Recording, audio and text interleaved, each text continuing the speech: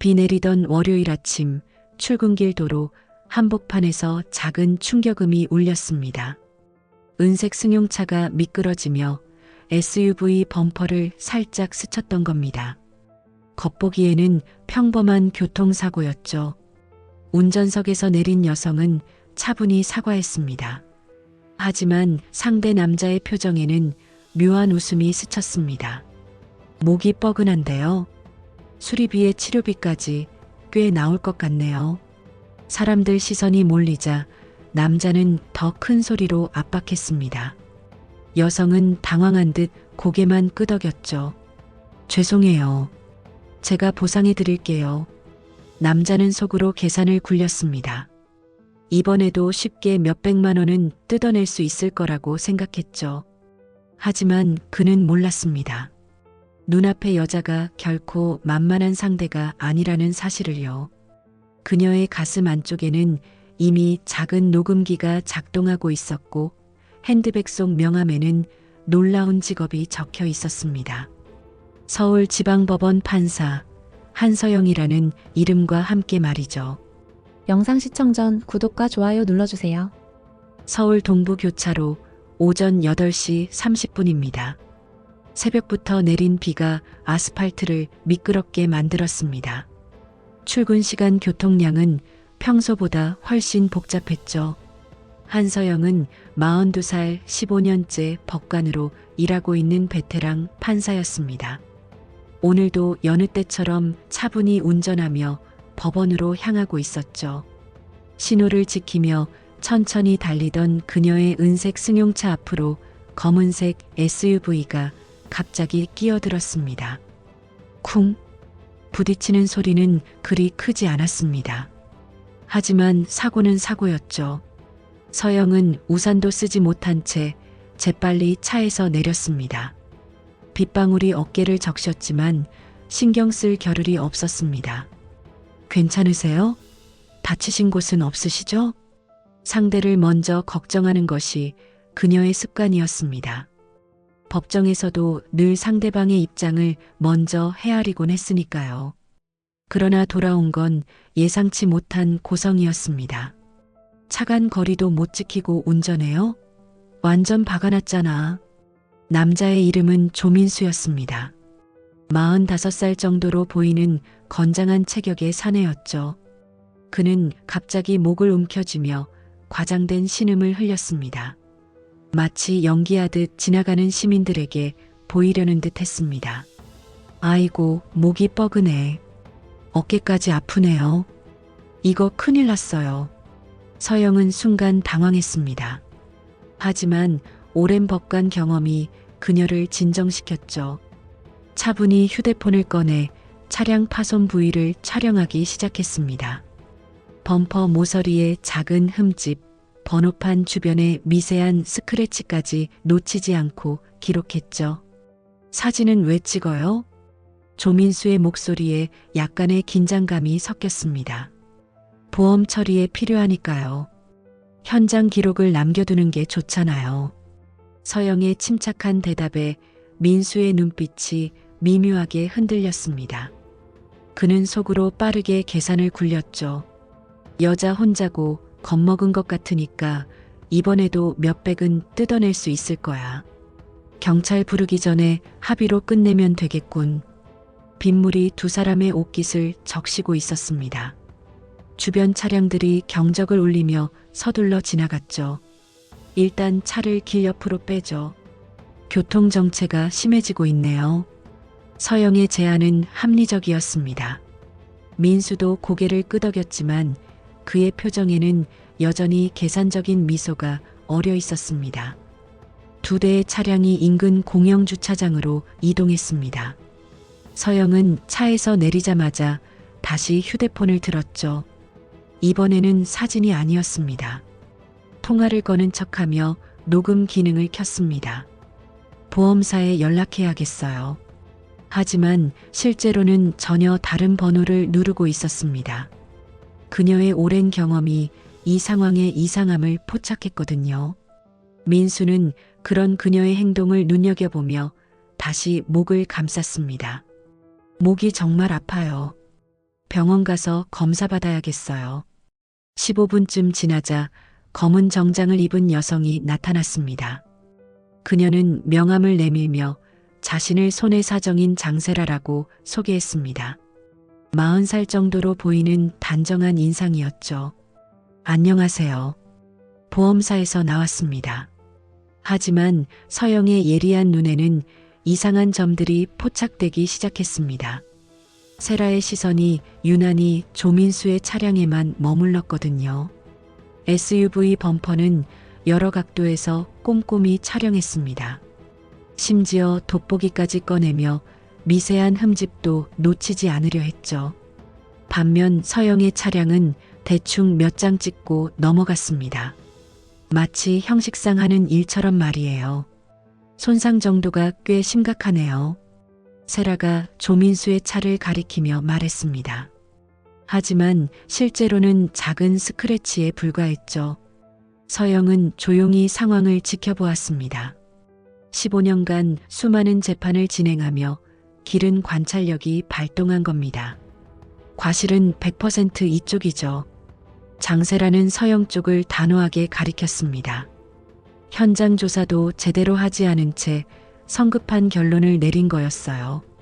네, 제가 조심했어야죠. 서영의 차분한 대답에 두 사람의 얼굴에 미묘한 미소가 번졌습니다. 쉽게 돈을 챙길 수 있다는 확신이 든 것 같았죠. 민수는 다시 목을 감싸며 신음을 흘렸습니다. 목 디스크가 올 것 같아요. MRI 검사도 받아야겠고.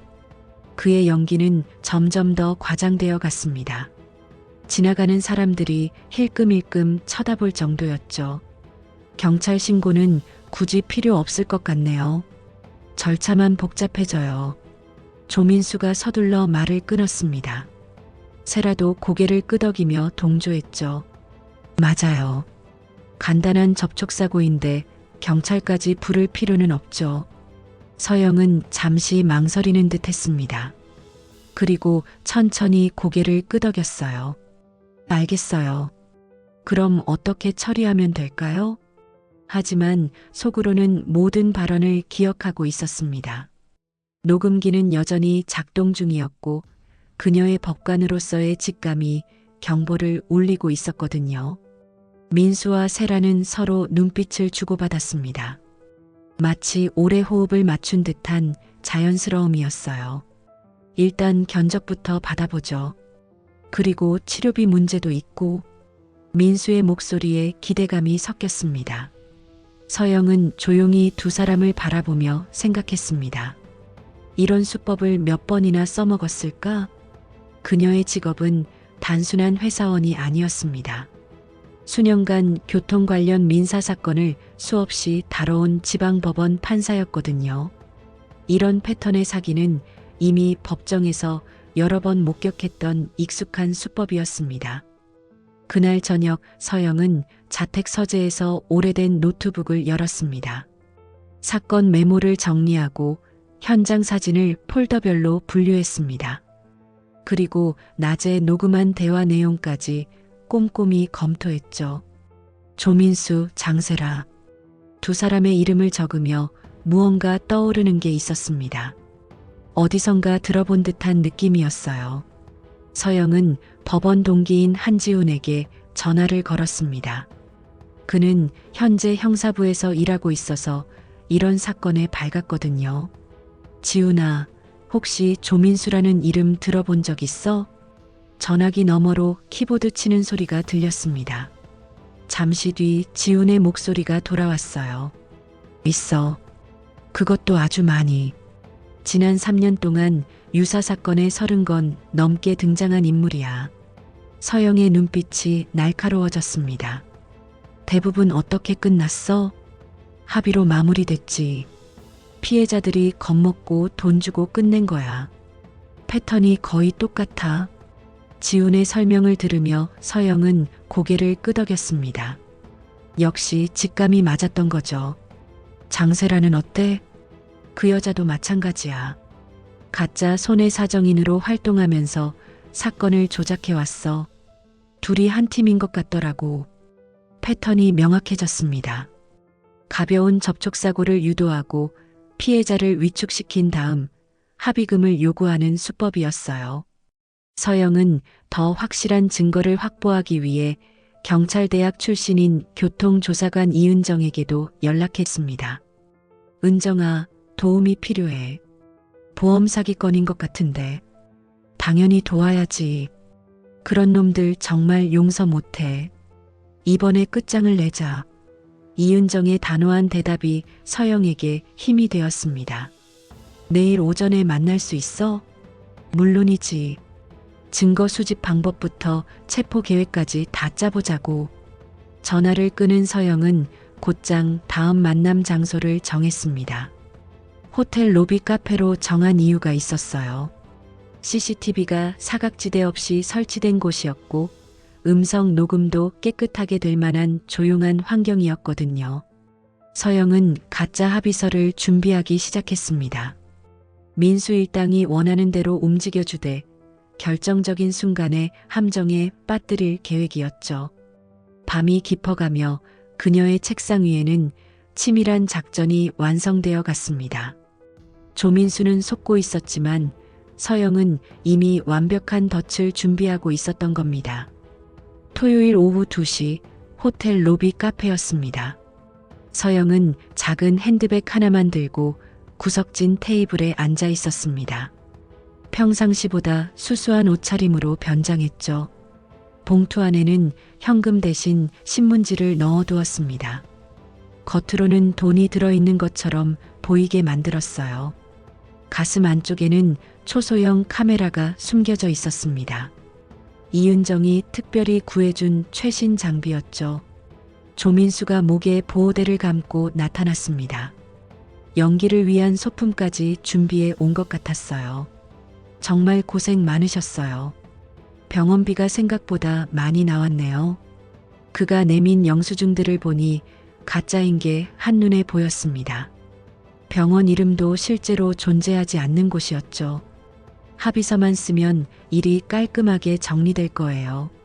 민수가 내민 종이에는 서영이 음주 상태였다는 거짓 문구가 적혀 있었습니다.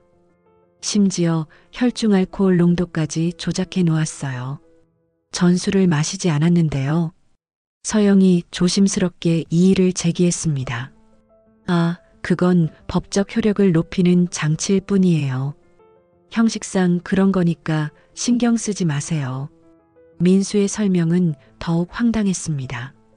법을 전혀 모르는 사람을 상대로 하는 말이었죠. 장세라도 옆에서 거들었습니다. 보험 처리상 필요한 절차예요. 사인만 해주시면 바로 끝나요. 서영은 잠시 망설이는 듯 했습니다. 펜을 들었다가 내려놓기를 몇 번 반복했어요. 정말 괜찮을까요? 당연하죠. 우리가 법적 책임은 다 질게요. 민수의 말에 세라가 고개를 끄덕였습니다. 두 사람의 호흡이 완벽했어요. 서영은 마침내 펜을 들고 합의서에 사인을 시작했습니다. 그리고 준비해온 봉투를 민수에게 건넸죠. 약속한 금액이에요. 민수는 흐뭇한 미소를 지으며 봉투를 받았습니다. 그리고 즉석에서 봉투를 열어봤어요. 순간 그의 얼굴이 굳어졌습니다. 신문지? 이게 뭐야? 그의 목소리가 카페 전체에 울려 퍼졌습니다. 주변 손님들이 놀라서 쳐다봤죠. 서영은 조용한 미소를 지으며 가슴에서 배지를 꺼냈습니다. 서울지방법원 판사 한서영입니다. 지금까지의 대화와 합의 강요 모두 증거로 남았습니다. 민수와 세라의 얼굴이 새하얗게 변했습니다. 진짜 판사라고요? 네. 그리고 당신들은 정말 잘못된 상대를 건드렸네요. 그 순간 카페 입구 쪽에서 수사관들이 조용히 다가왔습니다. 이은정이 미리 배치해둔 팀이었어요. 조민수 사기와 협박 혐의로 체포합니다. 이은정이 차가운 목소리로 말하며 수갑을 채웠습니다. 그녀의 손짓은 숙련된 수사관의 것이었죠. 주변 카페 손님들이 놀라며 자리에서 일어났습니다. 어떤 이는 휴대폰으로 영상을 찍기 시작했고 또 다른 이는 급히 자리를 피해 나갔어요. 잠깐. 이게 뭔 소리예요? 민수는 몸부림쳤지만 소용없었습니다. 수갑이 손목을 조이자 그제야 상황의 심각성을 깨달았죠. 당신이 정말 판사였다고요?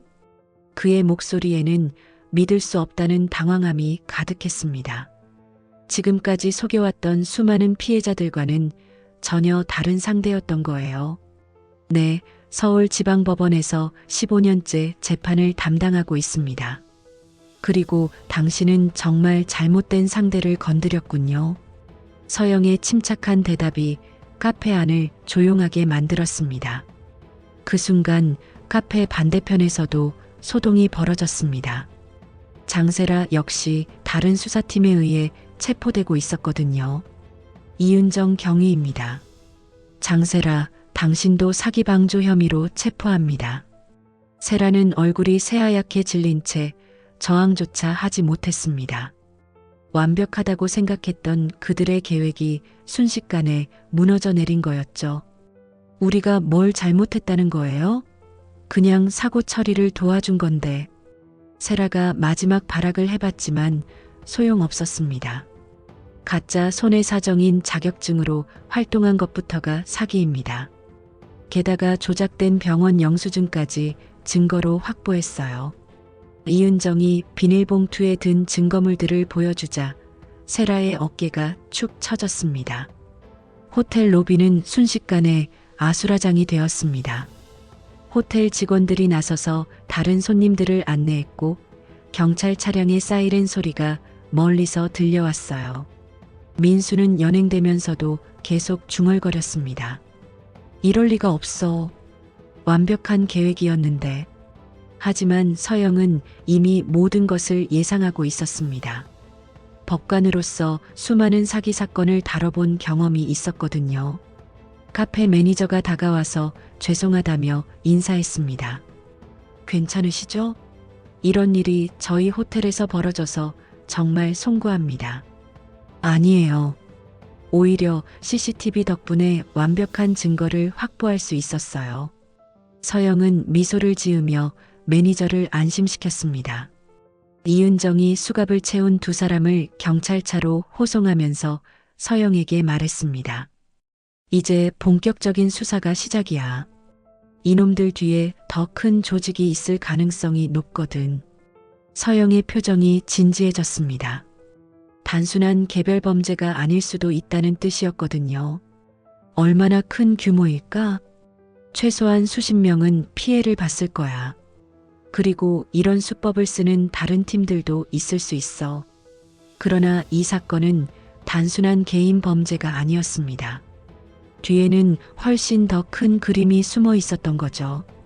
수사가 시작된 뒤 몇 주 사이에 놀라운 사실들이 드러났습니다.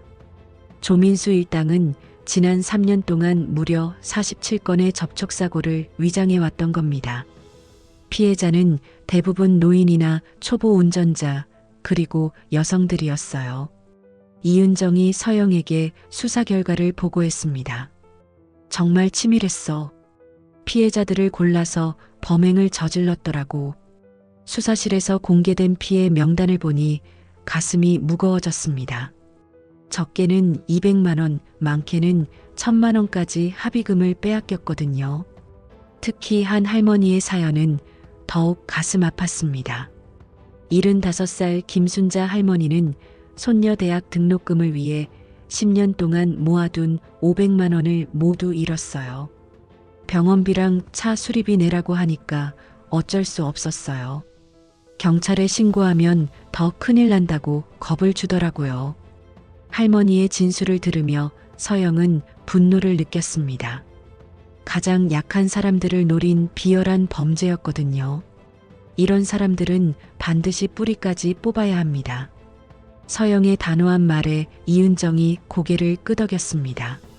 수사팀이 조민수의 통장을 추적한 결과 더 큰 조직의 존재가 드러났습니다. 피해 금액만 해도 10억 원 규모였어요.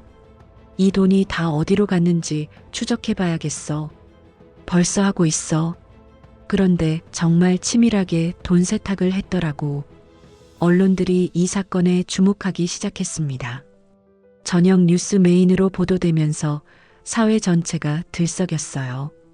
보험 사기 조직 검거, 피해액 10억 원 규모, 약자 노린 악질 범죄, 시민 분노 확산.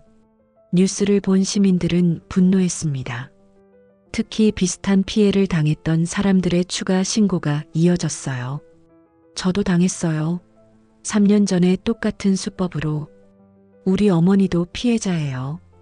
그때는 어떻게 해야 할지 몰랐는데 신고 전화가 빗발치면서 피해 규모는 더욱 커졌습니다.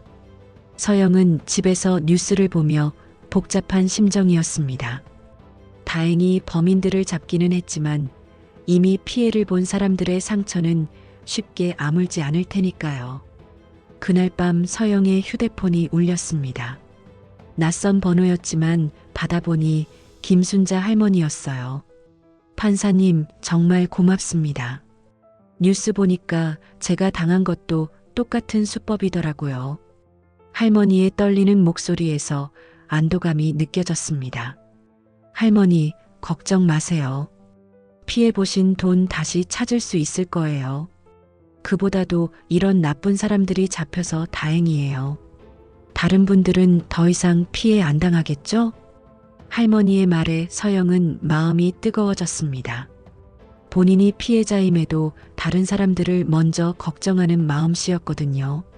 그러나 그날 밤 조민수가 조사실에서 남긴 한마디는 수사진 모두를 긴장시켰습니다. 우린 혼자가 아니에요. 더 큰 사람들이 뒤에 있다고요. 조민수의 자백이 조사실을 긴장으로 몰아넣었습니다. 그의 목소리에는 절망감과 함께 어떤 두려움이 섞여 있었어요. 더 큰 사람들이라니 구체적으로 누구를 말하는 거야? 이은정이 테이블을 두드리며 추궁했습니다. 보험사 내부에 사람들이 있어요. 우리한테 정보를 주고 수사를 방해해주고. 민수의 증언에 수사진들의 표정이 굳어졌습니다. 단순한 사기 조직이 아니라 시스템 자체가 부패한 상황일 수도 있었거든요. 장세라 역시 별도 조사실에서 비슷한 진술을 하고 있었습니다. 저는 그냥 시키는 대로만 했어요. 매달 일정 금액을 받고 가짜 손해사정만. 누가 시켰는데? 정확한 이름은 모르겠어요. 하지만 큰 보험회사 간부라고 하더라고요. 두 사람의 진술을 종합하면서 수사의 방향이 완전히 바뀌었습니다. 개별 범죄가 아니라 조직적인 부패 사건이었던 거죠. 서영도 수사에 적극적으로 협조했습니다. 법관으로서의 경험이 큰 도움이 되었어요. 보통 이런 조직 범죄는 돈의 흐름을 추적하는 게 중요해요. 누가 얼마씩 챙겼는지 정확히 파악해야죠. 맞아. 그래서 지금 금융정보분석원에 협조 요청했어. 며칠 뒤 놀라운 사실이 드러났습니다. 국내 대형 보험사 두 곳의 직원들이 연루되어 있었던 겁니다. 이들은 계약직이라는 신분을 이용해 손해사정을 조작하고 가짜 사고 신고를 묵인해 왔어요. 대가로 받은 돈만 해도 수억 원에 달했습니다. 언론은 다시 한번 뜨겁게 달아올랐습니다. 보험사 내부 직원까지 연루된 대규모 사기 조직, 금융 시스템 신뢰도 흔드는 악질 범죄. 시민들의 분노는 더욱 커졌습니다. 믿고 맡긴 보험사 직원들까지 사기에 연루되었다는 사실에 충격을 받았거든요. 보험료는 꼬박꼬박 내면서 정작 사고 나면 이런 식으로 당한다니. 내 보험료가 저런 사기꾼들 배 불리는데 쓰였다는 거야? 여론은 점점 더 악화되었고 해당 보험사들의 주가도 급락했습니다. 서영은 이런 상황을 보며 복잡한 마음이었습니다. 정의는 실현되고 있지만 그 과정에서 무고한 사람들까지 피해를 보고 있었거든요. 수개월에 걸친 수사와 재판 끝에 서영은 직접 재판부의 의견을 개진했습니다. 약자를 노린 조직적 범죄는 더 이상 용납될 수 없습니다. 엄중한 처벌이 필요합니다. 그녀의 목소리가 법정을 가득 메웠습니다. 방청석에 앉은 피해자들의 눈에서도 눈물이 흘렀어요. 하지만 재판이 진행되면서 또 다른 문제가 대두되었습니다. 한 할머니의 눈물이 서영의 마음을 더욱 흔들어 놓았거든요. 재판이 끝난 뒤 이른을 넘긴 피해자 김순자 할머니가 서영에게 천천히 다가왔습니다. 할머니의 걸음걸이는 불안정했지만 눈빛만은 또렷했어요. 그녀의 손에는 작은 보자기에 싼 무언가가 들려 있었습니다. 판사님, 정말 고맙습니다. 할머니의 목소리는 떨렸지만 진심이 가득했습니다. 잃은 돈을 되찾을 수 있다니 꿈만 같습니다. 손녀가 대학교 계속 다닐 수 있게 되었어요. 그녀의 눈에는 눈물이 맺혀 있었습니다. 기쁨의 눈물이자 그동안 혼자 견뎌온 고통의 눈물이기도 했죠. 서영은 할머니의 주름진 두 손을 꼭 잡아주었습니다. 그 손은 오랜 세월 고생한 흔적으로 거칠었지만 따뜻했어요. 할머니가 용기를 내서 신고해 주신 덕분입니다. 정말 고생 많으셨어요. 아니에요. 처음에는 무서워서 신고도 못했어요. 그런데 뉴스에서 판사님 이야기 보고 나서야 용기가 났거든요. 할머니는 보자기를 풀어 작은 떡 한 상자를 꺼냈습니다. 별건 아니지만 마음만 받아주세요. 손녀랑 같이 직접 만들었어요. 서영의 가슴이 뜨거워졌습니다. 피해자임에도 불구하고 고마움을 표현하는 할머니의 마음이 느껴졌거든요. 정말 감사합니다. 잘 먹을게요. 그 따뜻한 순간 서영은 판사로서의 책임과 사명감을 다시금 느꼈습니다. 법조인이 되겠다고 다짐했던 20살 때의 초심이 되살아났어요. 약한 사람들을 보호하고 정의를 실현하겠다는 그 마음 말이죠. 할머니가 돌아간 뒤 서영은 혼자 법원 복도에 서 있었습니다. 창밖으로 보이는 하늘은 맑았지만 그녀의 마음은 복잡했어요. 오늘 한 사건은 해결됐지만 세상에는 여전히 수많은 조민수가 숨어 있을 테지. 이은정이 다가와서 말했습니다. 서영아, 정말 고생했어. 너 덕분에 큰 사건을 해결할 수 있었어. 고마워. 그런데 앞으로도 이런 일들이 계속 벌어질 것 같아서 걱정이야. 그래도 우리가 있잖아. 나쁜 놈들이 설칠 때마다 혼내주면 되는 거지. 이은정의 밝은 웃음이 서영의 마음을 조금 가볍게 만들어 주었습니다. 그날 저녁 뉴스에서는 최종 판결 결과가 보도되었습니다. 조민수에게 징역 3년, 장세라에게 징역 2년이 선고되었습니다. 또한 연루된 보험사 직원들도 각각 실형이 확정되었습니다. 총 피해 금액 12억 원 중 90% 이상이 피해자들에게 환급될 예정입니다. 뉴스를 본 시민들은 안도의 한숨을 내쉬었습니다. 정의가 제대로 실현된 것 같아서 다행이었거든요. 서영은 집에서 혼자 뉴스를 보며 생각에 잠겼습니다. 이번 사건을 통해 많은 사람들이 깨달았을 거야. 혼자 당하지 말고 신고하라는 것을. 하지만 동시에 또 다른 걱정도 들었습니다. 이런 사기 수법들이 더욱 교묘해질 수도 있거든요. 그러나 서영은 알고 있었습니다. 세상에는 여전히 또 다른 조민수들이 숨어 있다는 것을, 그리고 그들과 맞서 싸워야 한다는 것을 말이죠. 며칠 뒤 서영은 다시 같은 도로를 달렸습니다. 월요일 아침 8시 30분, 그 운명적인 사건이 일어났던 바로 그 시간이었어요. 비슷한 날씨였습니다. 새벽 비가 내려 도로가 촉촉했고 출근 시간 교통량도 평소와 다를 바 없었죠. 서영은 같은 신호등 앞에서 잠시 멈췄습니다. 빨간불이 켜진 동안 일주일 전의 사건이 파노라마처럼 스쳐 지나갔어요. 조민수의 과장된 연기, 장세라의 거짓 손해사정, 그리고 호텔 카페에서의 체포 순간까지. 하지만 이제 마음은 무겁지 않았습니다. 오히려 뿌듯함이 느껴졌어요. 겉모습만 보고 판단하지 말 것. 기록과 절차를 통해 진실을 밝히는 것이 정의를 세우는 길이다. 신호가 바뀌자 서영은 미소를 지으며 차를 천천히 출발시켰습니다. 라디오에서는 아침 뉴스가 흘러나왔어요. 조민수 일당 보험 사기 사건의 파장이 계속되고 있습니다. 금융감독원은 재발 방지를 위한 제도 개선안을 발표했습니다. 피해자 구제 작업도 순조롭게 진행되고 있어 피해 금액은 순차적으로 환급 절차가 진행될 예정입니다. 서영은 라디오 볼륨을 조금 높였습니다. 좋은 소식이었거든요. 법원에 도착해서 주차장에 차를 세우는데 이은정에게서 문자가 왔어요. 서영아, 오늘 신문 봤어? 우리 사건이 일면에 실렸어.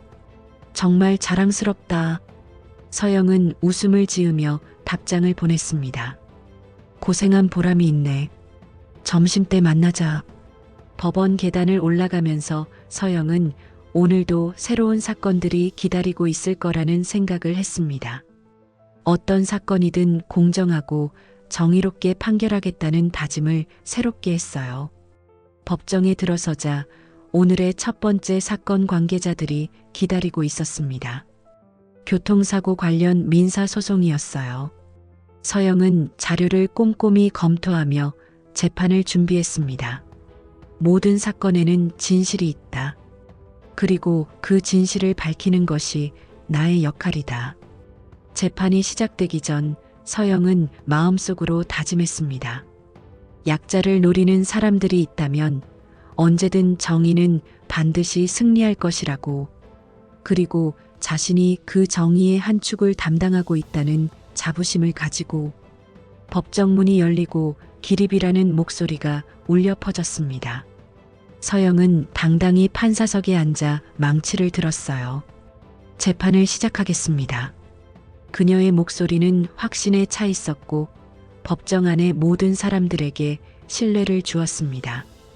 밖에서는 또 다른 하루가 시작되고 있었고 어디선가는 또 다른 정의가 승리를 기다리고 있었죠. 하지만 서영은 확신했습니다.